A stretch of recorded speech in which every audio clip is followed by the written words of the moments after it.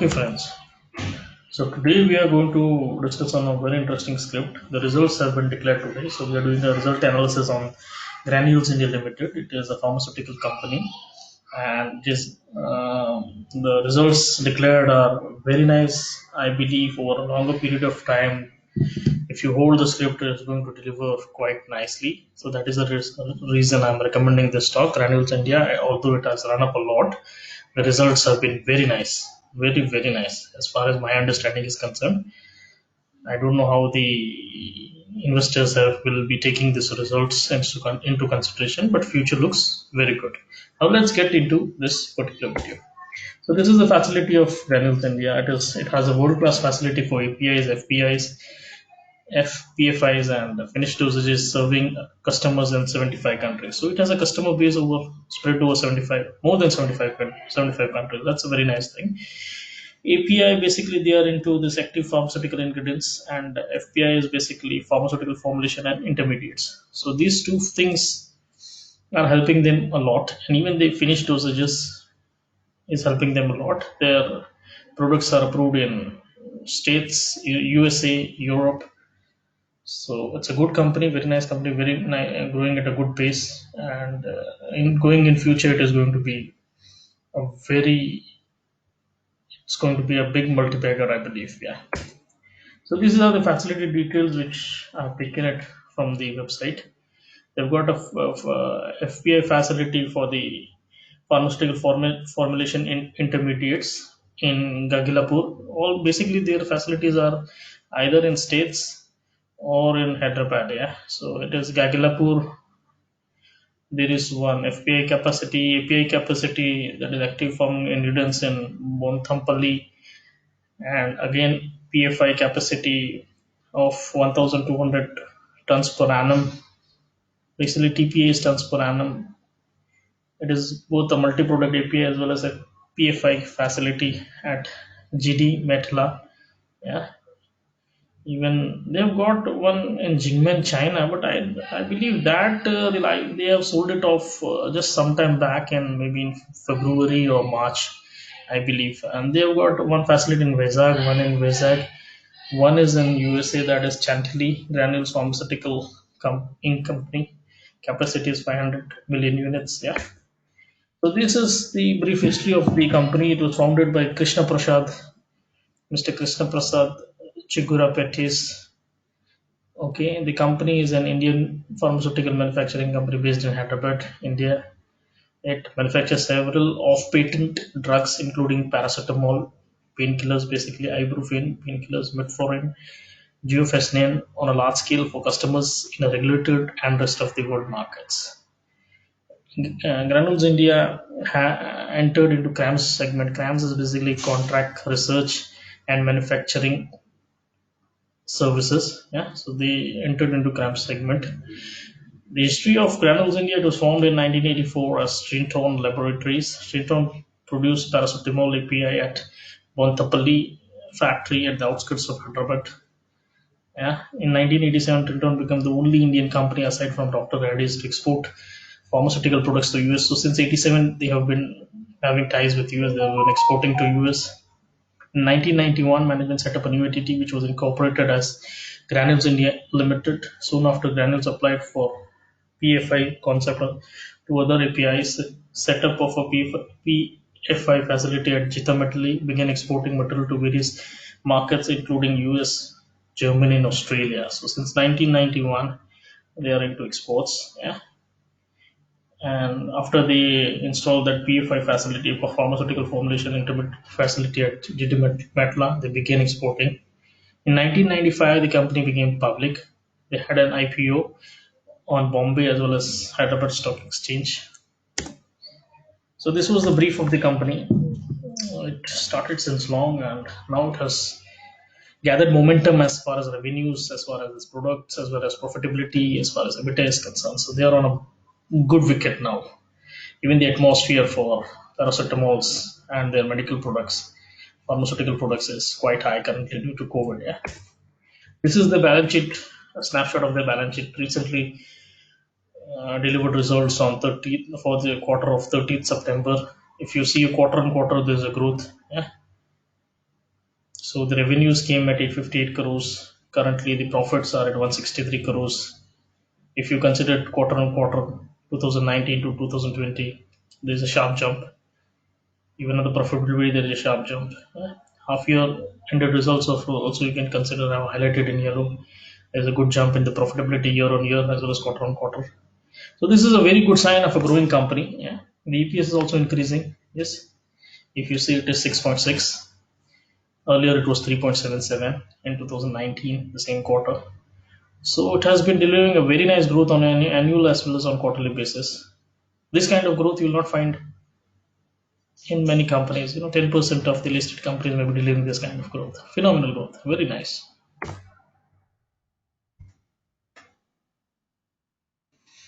So whenever you see these kind of growth over a longer period of time, it will deliver on the stock prices as well. So you should always look into such scripts for a longer term time frame.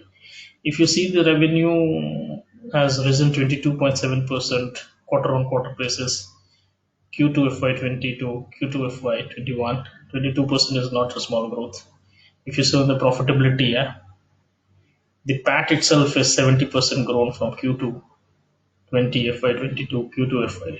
So this is a very nice growth. Debt is reduced from Q2 FY20 to Q2 FY21. So this is a very good sign. Debt reducing, profitability increasing, revenue increasing. What else you want from a company listed on the bourses? Just buy it, keep it for a longer period of time frame, and you'll realize that the share price will move up eventually.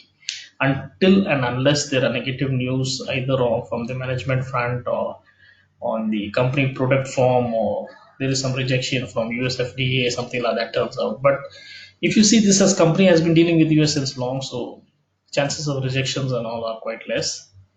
But you should always consider all this during making decisions on the investment. But you see the quarter on quarter performance, the year on year performance, the depth is being reduced drastically, which is a very good sign. So I believe this as a buy. Yeah, this is the product details on how the products have panned out, how the country sales have panned out, how the revenue mix have panned out. Yeah. So if you see the geographical mix, North America, Europe, Latin America, India, rest of the world. If you see here, there's a growth on every front. Yeah. The quarter two FY20, the sales in rest of the world were 314 million. It increased to 485. The same way for India, it was 995. It increased to 1183 million. Yeah. And Latin America, it was 658. A bit less, a bit more, 582 to 658. From Europe, Europe, I believe, from 1,409 million to around 1,536. North America from 3,695 to 4,719 million. So everything has grown very nicely. Yeah. If you see the second segment-wise revenue growth, yes, growth is there. Like API, active pharmaceutical ingredients, FPI, and that is pharmaceutical formulation intermediates, and the FD, that is finished doses. So if you see quarter two FY20, if you see quarter two FY21, there's a growth, yeah, on every segment. The total itself is 6995 for FY20 quarter and 8581 for Q2 FY21. There's a growth on every product of there. Yeah, revenue mix also is quite good as compared to the previous quarter. It's almost stable. Yeah, FPI is growing. The rest are almost stable. So finished dosage, they have absolute growth of 22%. FPIs, they have a growth of 33% year on year. Yeah? API grew by 17% year on year. What else you need? So this is a fantastic company with good future prospects. EBITDA has grown on every quarter, I believe. Yeah. This is the subsidiary details of Granules India. They've got Granules USA, Granules Consumer Health, Granules Pharmaceutical and Company in USA, and then Granules Europe. So they have got basically their presence in US and USA and Europe. So even in India, they have got a good presence. So that's a good sign. These are the basically the investment rationale is here. Now they are expecting three launches in FY21, which has a market size of $1 billion. Now that's not a small amount. This is the investment rationale to invest at such current rise after current rise also. It has a growth potential of $1 billion as far as market size is concerned. So this is basically this new three products we are waiting, yeah, for that. Just when it comes and delivers, the sales revenues will increase, profitability will increase, yeah. So these are the basic investment rationales. Yeah. They're focused on volume-based products such as paracetamol, metformin, ibuprofen, other medicines like that. They are growing in Europe, Canada, South Africa, large-scale manufacturing like CRAMS, yeah. Then pioneered the concept of commercializing PFIs, fully integrated infrastructure. They've got companies in USA, so they're going for Make in America. That would help them. That is the fund of the latest COVID situation where everybody wants to make in America, make in India, their own country. Yeah, they are filing new ANDAs. So basically, these are the uh, these are the new products which are in the queue. Okay, so every year they are filing 7 to 8 ANDAs, that is abbreviated new drug applications. Yeah, and they have got 2 to 4 dossiers per year, value-added DMF, CPs, ETMF. Yeah, so basically they are in US and Europe. They have got a good concentration. This DMF is basically a drug master file, and EDMF is Europe Master Drug Master File. So they've got the presence in Europe as well as in USA. Average launches is 7 to 8 ANDA, so that is basically a new drug application. Yeah, so they're applying 7 to 8 drugs every year. That's a very good sign of a growing company. So these kind of growth potentials it has, and that is the investment rationale. Still, they can garner a market size of 1 billion by launches of the three new products in FY21, financial year 21. So this is basically their revenue growth on an annual basis from 2016, 17, 18, 19, 20. They have grown at a compounded annual growth rate of 17%. Okay, basically, I see the revenues and the PAT, profit after tax. EBITDA is also good to see. So EBITDA is basically earnings before income tax, and EBITDA is basically the earnings before interest, taxes, depreciation, and amortization. Yeah. But basically, I believe in two things. One is the revenue front, and one is the profit after tax, because it is everything deducted. Yeah. So on revenue front, they're growing at a compounded annual growth of 17%, and 4-year CAGR for PAT is around 29%. So this is not a small growth; it is a very nice growth. Yeah, as every value is in billion rupees. Yeah, so this is the shareholding pattern. The only concern here is there is some pledge over still, pledge from the promoters. So that's a negative sign. The FIIs are holding at around 26.31%, 184 FIIs. That's a good sign. There has been an increase in FI holding by 3.36%. This is quarter on quarter data, last 2 quarters. Yeah. So the only concern is the pledge. The rest, the company is doing very good on revenue front, on profitability front, on EBITDA front, business front. They have got growth projections. They have got three product being going to launch in financial year 21, which is having a market size of $1 billion. So that's a very good sign. So considering all these facts, it's a buy. Yeah, on a longer term time frames.